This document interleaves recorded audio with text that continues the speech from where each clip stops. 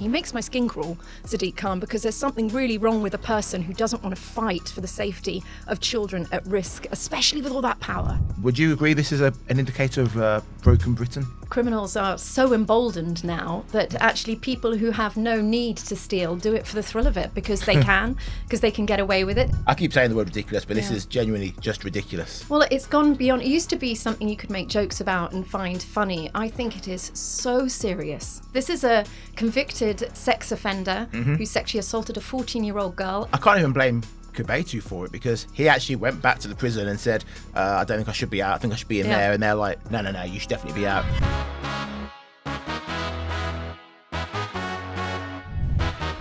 It's Monday, the coffee's strong and so are the opinions. Welcome to the Daily Expresso. I'm JJ Anisiobi and today I'm joined by Belinda DeLucy. Belinda DeLucy. That's very nice. Welcome back. How are you? Thank you. Feeling fresh as a daisy. It feels like I've not seen you for ages, but it's literally only been 7 days. It's a week. We're weekly. Yeah. I like a little rendezvous. Yeah, well, careful. I'm a married man, Belinda. Just politics. Let's get straight into it. Last week, we brought you an exclusive expose led by the Daily Express, which uncovered evidence that grooming gangs have been operating in London. Well, our painstaking investigative work led to a major U-turn by the Met Police on Friday, where they announced they will reinvestigate 9,000 child sex abuse cases as part of a grooming gangs probe. This is despite Sadiq Khan having been accused of stonewalling questions on the issue. In fact, in July, he said there was no indication of Rotherham-style rape gangs in London, while our investigation exposed several potential grooming gang cases in the capital that were overlooked. Now, this to me is absolutely nuts. I'm just so glad that Sadiq Khan now has nowhere to hide. He's nowhere left to run. The story's now blown up. Everyone's reporting on our investigation. Yeah, well done, Daily Express. 9,000 cases being reviewed. This is over a span of 15 years. So the evidence was there. And for Sadiq Khan to deny it, for the Met Police not to investigate it, I think if you are in a position of power and there is evidence that you have willfully neglected to investigate child rape, I think it should be a criminal offence. Forget about resigning. I think this is a matter of national emergency now, how our institutions are acting as a sort of cover-up guides for child rape groom gangs all across the country. It is simply unbelievable, JJ, to think that London wasn't going to have this problem. It is in 50 different towns and cities up and down the UK. And even earlier this year, a fabulous guy called Chris Wilde, who is a care sector activist, said to the BBC the levels of grooming gangs in London are at catastrophic levels, far worse than anywhere else in the country. So people have been screaming from the rooftops, and Sadiq Khan and the Met Police have been shuffling their shoes and trying to hide away. How could you, when you know that the rape and abuse of children is going on? Why didn't Sadiq Khan straight away at the news exploding about the grooming gangs not set up a task force to investigate, not start holding the police to account years ago? Imagine how many children's lives would have been saved if he'd done that. But they chose not to. They're being dragged kicking and screaming to try and give justice to these children, because boys were involved as well in London, apparently. And I think as a victim, to listen to the disdain and disrespect Sadiq Khan had in his voice when questioned over the grooming gangs was such a betrayal. And honestly, he makes my skin crawl, Sadiq Khan, because there's something really wrong with a person who doesn't want to fight for the safety of children at risk, especially with all that power. Yeah, you're right. His reaction to being questioned when I think Susan Hall often takes him to task, and he's so, I don't even know what the right word is, just dismissive, so arrogant, pretending that it doesn't understand the question. What do you mean by grooming gangs? What do you mean? What do you mean by grooming? It's absolutely disgusting. But he does it to Susan Hall a lot. When she brought up the machete gangs in London at one of these council meetings, Sadiq Khan joked and said, "Oh, you've been watching The Wire too much. You know, as in, calm down, love. Be quiet. You don't know what you're talking about." So every time anyone brings up something horrific happening in the capital, he either jokes, sneers, dismisses it. It is. I find that the British people, and certainly Londoners, we are victims of like a perpetual cycle of abuse by those who are supposed to keep us safe, supposed to govern our capital, govern our country. It applies to Labour as well. And that, I don't know if you remember that tweet that Labour MP Naz Shah retweeted and liked. She has since apologised, obviously deleted it. That said the victims of the Rotherham grooming gangs should shut their mouths for the sake of diversity. Do you remember that tweet she liked and retweeted? Yeah. That has come to epitomise the last 10 years of what has been going on in our institutions, in our police, about their attitudes towards girls. Sadiq Khan can't have anything that challenges his diversity narrative. And the police, I think, feel incredibly uncomfortable ever ferociously investigating migrant-related crime as opposed to, say, white British crime. I've experienced it myself. When I called the police, I had an awful incident where I was accosted by two men in Islamic dress, harassing me, intimidating me, refusing to let me pass, cornering me, calling me all sorts of names about not wearing the appropriate clothes for their area in London. This was just by my house. And I called the police, and the police summarised the case by saying, well, we'll just talk to the local imam. That was it. I was like, can't you just look at the CCTV, find the guys? I think there is more and more evidence piling up that there is a difference in how the police forces treat certain communities based on cultural sensitivities, and it needs to be investigated because those victims, those children who are raped, deserve answers and deserve justice. And Labour, I'm afraid, are pretty much exchanging girls for votes. They're pretty much, throwing them on the trash heap, and they want to cover it all up. They couldn't be dragged more kicking and screaming to this, JJ. I'm so furious. Now it's out in the open. Heads need to roll. But we also did have the Tories in power for 10 years of this grooming gang stuff going on up and down the country, and they didn't do a fat lot themselves at all. I think they were pretty useless, and they'll claim otherwise. But the fact of the matter is, this has been going on for decades. From the moment it hit the newspapers, and the reporters and the brilliant Maggie Oliver and those whistleblowers that came out saying what was happening to these girls, the moment it had anything to do with race, ethnicity, religion, that was it. Closed shop, didn't want to know. And to me, it feels really scary that they haven't learnt their lessons, and it's still going on now. This is why I do think it needs to be made it a criminal offence if you're in a position of power and you become enabling or complicit to child rape gangs in this country. One of the most farcical news stories in recent memory took place over the weekend as the migrant sex offender Hadush Kebaitu was wrongly released from prison and spent the weekend freely gallivanting around East London. In what must be one of the daftest stories I've ever come across, Kebaitu was meant to be sent to an immigration detention centre to be deported, but instead he was accidentally freed from prison on Friday. Now, footage showed him on Saturday strolling inside a library in Dalston, and then he was seen trying to get a free night stay at a nearby Premier Inn. According to some witnesses, he then returned to the prison multiple times, very confused, only to be turned away and directed to a railway station. Ridiculous. Justice Secretary David Lammy has said Kebaitu would be deported this week, apparently, once he'd been questioned by police about his movements since Friday. Belinda, I keep saying the word ridiculous, but this is genuinely just ridiculous. Well, it's gone beyond. It used to be something you could make jokes about and find funny. I think it is so serious, this. This is a convicted sex offender who sexually assaulted a 14-year-old girl from the Epping Migrant Hotel where all those women were protesting, quite rightly. The judge said of Hadash that he was at risk of reoffending and that he was a danger to women and girls. So this is someone that was released that could quite easily go on to commit more crimes, destroy more lives. And the father of the girl, I don't know if you saw his interview, shortly after this news story broke, he said he wasn't even informed by the police about the man who attacked his child, about him going missing. He had to find out from a reporter, and he was sent videos. The father was sent videos of the man who did this to his daughter just roaming the streets. I mean, can you imagine how the girl felt as well, how unsafe, because of course there's always that feeling of possible retaliation against the victim if these people are lost. The fact of the matter is the whole prison system is a complete mess. Labour are releasing more and more prisoners early. They are failing to keep tabs on them. More and more petty crime is being completely decriminalised, and people are feeling unsafe. It is the second mistake that this prison has made. It's already released one prisoner by accident a couple of years ago. David Lammy says, they just need to do more checks. That's all they need to do. And the prisons come back saying, we don't have time or the money for that. So it's just going to be a battle between them now. I'm not sure anything's going to get sorted, but what a mess. What a horrible situation and state they've put our country in, and putting the British public at risk all the time. I can't even blame Kebaitu for it, because he actually went back to the prison and said, I don't think I should be out. I think I should be in there. And they're like, no, you should definitely be out. So someone's head should roll, because someone's clearly messed up. And the fact that he returned and no one thought to double check the paperwork then, It just shows a complete lack of responsibility. Oh, but lack of care. I genuinely don't think people really care enough anymore. They just think it's someone else's problem. The government have forced this mess onto the country and they're not clearing it up and they're just tinkering around the sidelines. Where can they go? What can they do? I would find it really hard to be a prison officer. I don't think it's a great job. No. I don't think you get paid very much. I think your daily experience of joy probably isn't very high.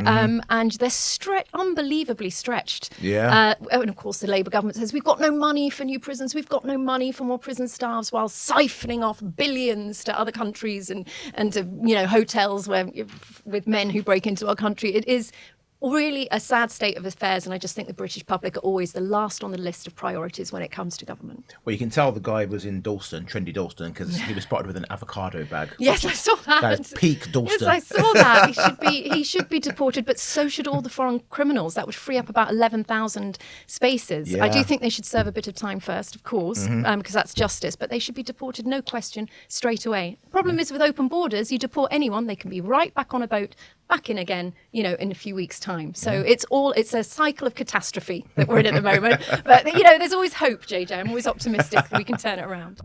Now, anger is growing in Uxbridge, where residents and councillors say they are being significantly underfunded by the Home Office after the borough was forced to take on one of the largest migrant housing burdens in Britain.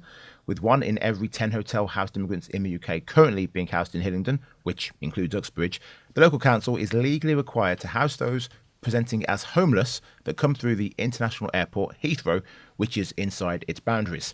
A bit nuts if you ask me, but the situation has pushed local services to breaking point and left taxpayers footing the bill, which is now risen to more than 10 million quid a year.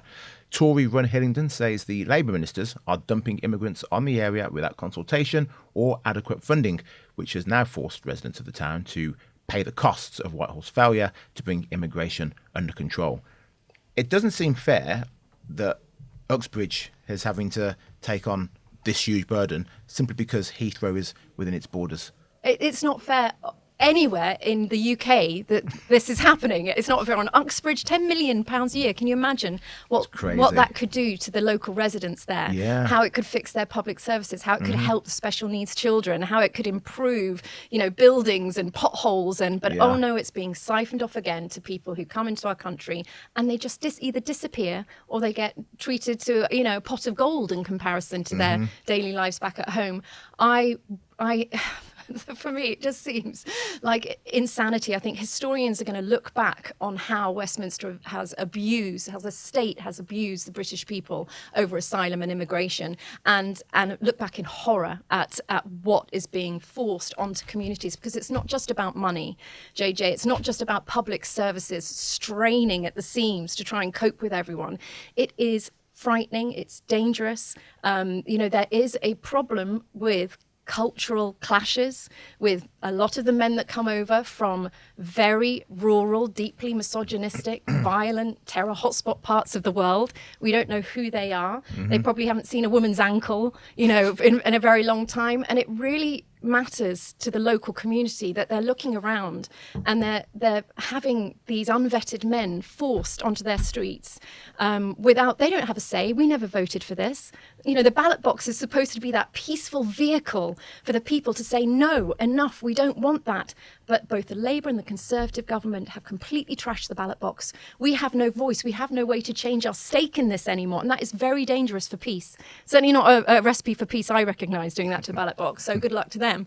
But I think we've got to start restricting immigration and asylum from countries that have appalling records of treatment of women, that have appalling records of treatment of minorities. We need to vet thoroughly, and we need to start saying no to asylum altogether, except in very rare circumstances when it comes to resettling here. There are lots of other ways you can help asylum seekers around the world, JJ. All this, everyone has to come to England and chow down off the backs of the British worker. It's not acceptable. I've got a whole list of of asylum seekers here who have stabbed or raped, or it's not all of them, of course. And I always want Britain to be a sanctuary for, a sustainable amount of asylum seekers. I think 90% women and children, preferably this time. But a lot are causing danger and problems and issues in their communities. And every crime committed is blood on the hands of the Labour and the Conservative government. Tories set all this hotel stuff up. And it's now about to triple. £4.3 billion it cost the British taxpayer. Now it's shot up to £15 billion. Why? Because the chaotic contracts with hotels, they're charging £145 a night when it should be just £80 a night. There are hotel owners who are becoming billionaires, millionaires out of this, and local communities are suffering. Shame on them all. Yeah, well, we can't really trust the politicians, can we? When Robert Jenrick was in government, he was boasting that he procured more hotels to put more immigrants in. And now suddenly he's like, oh no, immigration's crazy, it's out of control, we've got to stop it. We can't trust any of them. It's madness. You come here by boat, you come here by lorry, you get off the plane and claim asylum. You have to be processed either in a third country or be put into some military base and deported ASAP. And actually, to be fair to the Tories, they did bring in an illegal immigration bill that said all those coming by boat should be deported. Labour scrapped it as soon as they got into power. They want open borders. They want this chaos and division because it makes people frightened, and then they're easier to control with digital ID, etc., etc. A Reform UK campaign office has been vandalised after the party lost what would have been a historic by-election victory. Graffiti which read, "Now you can f*** off home," was spray painted onto the shutters of the Reform office on Cardiff Road, Caerphilly. According to reports, the vandalism occurred one day after the results of the town's by-election were announced. Plaid Cymru won the seat after securing 47% of the vote, while Reform finished second with 36%. Not too bad. The result marks a humiliating defeat for Labour, which had held the Caerphilly seat since the Senedd was established in 1999. Now, Reform didn't win. Your boys didn't win, but they did very well. Second place. But are we seeing a growing trend here of Reform places and people being attacked across the country? Yeah, I think it's only going to increase as well, sadly. So my hat goes off to all the Reform candidates, so brave to stand up and put themselves forward, because the battlefield for reform at the moment, for candidates, for volunteers, is far more dangerous than any other party. The risks, the threats to violence, the labelling and branding us all as pretty much the devil with horns and a forked tail. We are treated at a very different standard as to others. That's because it's the establishment we're fighting against, so they're using all the tricks in the books. And slightly a xenophobic message to write on Reform's office over there, F off back home. I mean, sorry, I thought the left was supposed to be the nice guys. And Clear Powell, who was the Reform candidate, talks about the abuse, the threats that he faced, that it wasn't just this vandalism of the Reform office. The same happened to Andrea Jenkins when she stood for the mayoral office. Talks about all the threats. She was reported to the Electoral Commission on false allegations just to terrify, frighten her. Yeah. It can have a chilling effect. But I do trust and believe that the Reform voters and supporters are built of different cloth to the lily-livered, wet, white-nosed, vegan, whatever they are, liberal left, and they can withstand it. And I just hope they all know they have an army of supporters behind them. But they need to take this seriously, because if someone is really, really hurt from all this rhetoric, all this violent words against us, then I'm sorry, we will look to the Labour government to blame them. Well, as a Reform member yourself, have you felt more abuse online in real life? Oh, I'm used to it by now, though. I'm old school. And I was brought up with very, very thick skin. Yeah. So I funnel any hate towards me and use it as a superpower. I'm not too bad. There were obviously moments during the Brexit party that I felt very vulnerable, especially on the street. And, men would come running up to you and you don't know whether they were going to shout at you or say, hi, because you're just portrayed as something evil. If you want to protect your country, if you want sensible immigration policies, common sense policies, they want to brand you as something evil. When I have to say I see all the racism, all the sexism, all the nasty fascism elements coming from the left, we're like the normal, moderate, fluffy bunny rabbits compared to the left-wing movement. What about name calling? Belinda the idiot, Belinda dummy, dumb blonde, silly girl. God. Oh my God. I made all those up. Bimbo, No one's written those. Nazi Barbie. I get Belinda a lot instead of Belinda. I know, but I was kind of nicknamed that as, growing up as well. Teased always about my name. But yeah, very much derogatory. A lot of kind of sexual insults as well. But I just don't care. Either block, move on, jog on. You sad old sap in the basement of your mum's house, in your pajamas.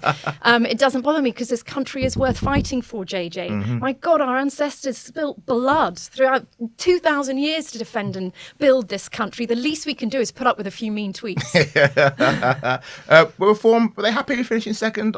I know, obviously, they would have wanted to win, really, but second place isn't so bad, considering this is their first time winning there. Well, it's always disappointing not winning, and we are sort of on the wave of, we've got the momentum at the moment, if you like, but we did go from 2% to 36% in Caerphilly over a very, very short period of time. I don't think any political party has ever done that before. Yeah. This is extraordinary and just shows the will, and I think it will inspire people to keep on going to the ballot box and just pushing it over the edge. Yeah. So yes, it was disappointing, but it's still extraordinary result for a party that's come pretty much, from nowhere the past 4 or 5 years and is now leading the polls time and time again. Just people don't lose faith because it's now or never. So I'm very impressed with all the hard work the reformers are doing. All the volunteers, they're out there on the street setting up their little stores. I thank you all, because you're our people's army, and I've done it myself for years, and I'll get back to it, because it is, if we don't come together, the state's not going to save the country. They're doing all it can to unravel it. It's going to be up to the people again, but as history shows, British people roar like lions once they're poked enough. Now, in what I'd like to call a broken Britain indicator, a group of 4 young women devoured £300 worth of steaks and cocktails before brazenly leaving the restaurant without paying the bill. The 4 women fled from Cheers in Norwich after finishing off steaks and shots of Baileys. Classy. The receipt showed that the women had tucked into more than £130 worth of steaks and downed 11 shots. Norfolk police have released images of the group and have asked anyone who recognises the thieves to contact them. I can't stand dine and dashers, I've never done it myself. I've seen videos of it on YouTube, people dining and dashing. It's just theft. It's just stealing. It's terrible etiquette regardless, but they are literally just thieving. Would you agree this is an indicator of broken Britain? Well, I think, criminals are so emboldened now that actually people who have no need to steal do it for the thrill of it, because they can get away with it. This was a Cheers restaurant in Norwich. I think they'd only just opened, and the owner says that they experience this pretty much daily. Wow. And the problem is you can't really do anything about it. If you have security guards in the restaurant, they're going to be able to, pin down a load of, middle-aged mums and put their hands behind their back, and they're going to be then done for assault, and then it all becomes about human rights of the criminals. I think these people should be named and shamed, put in stocks in the square and have tomatoes thrown at them, because our hospitality industry have suffered so much under COVID, and then the government putting horrific job taxes, so it's more expensive for them to employ staff, energy costs, you name it. The hospitality industry is really, really struggling right now. So to have this happen so often, and nicely dressed, ladies, and they're just winging it because they can, because there's no fear of being a criminal now. In fact, being a criminal is almost rewarded in this day and age. My local co-op, JJ, that I go to regularly, pretty much every other time someone will walk in, usually a man, scoop up a load of booze, beer. It's never, women doing milk bottles and baby food. It's always the alcohol. Scoop them up and just walk straight out in front of security guards. But there was one well-dressed man that came in while I was there, and he, again, scooped up a load of milkshakes, weirdly, and juice, and just walked out. I followed him out. I was so angry. I am so, be part of the community, because I don't really have faith in the police or government anymore to sort society out. So I followed him down the road. I said, "Excuse me, sir. I think you've forgotten to pay for those," very politely, in case he was going to bop me one.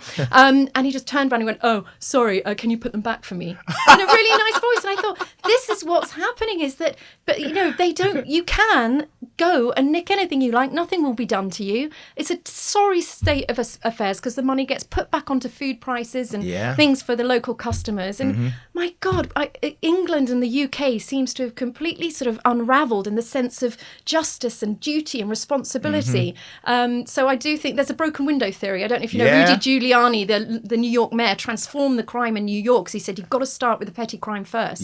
And he put photos of the criminals in the newspapers, name and shame shaming them. So I think we need to do more of that. Yeah. You know, name and shame those on community service for theft. Yeah. Because it's ruining the local community. I completely agree. But do you think we need to change the law to make it possible for security guards to actually tackle criminals? Yeah. Rather than currently, if they're told not to touch them in case they injure them, and then the shop's going to be liable to get sued for the injury. We need to make it easier to stop the criminals. Yeah, I mean, I do feel sorry for security guards because, of course, they're at risk of violence back. I mean, what if he has a knife on him, and then you're getting stabbed over a bottle of beer? Get a different job, mate. That's your job. Yeah, protect the beer. If you get stabbed, so be it. But I do think the focus on, I mean, the liberal left's view on criminals, poor them, look at the terrible lives they're having. Yeah. Let's focus on how they enjoy prison, on their rehabilitation. Victims are all the way down on the list. They couldn't care less about the victims. Kind of want them to shut up, to be honest. Yep. And the focus is on the criminals. And I think we take a robust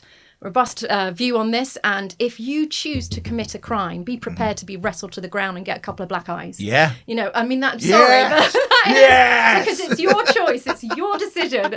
But there's no threat of that. They just get a cuddly sort of, oh, bye, take as much as you want now. Yeah. I'd change it all. I'd do loads of gulags around the country. Fantastic. Belinda for president, I think. Yeah. Thank you Awesome. so much. Belinda, thanks so much for joining us Pleasure. again. That is all we have time for today. Thank you for watching the Daily Expresso and join us again tomorrow at the same time. Bye-bye.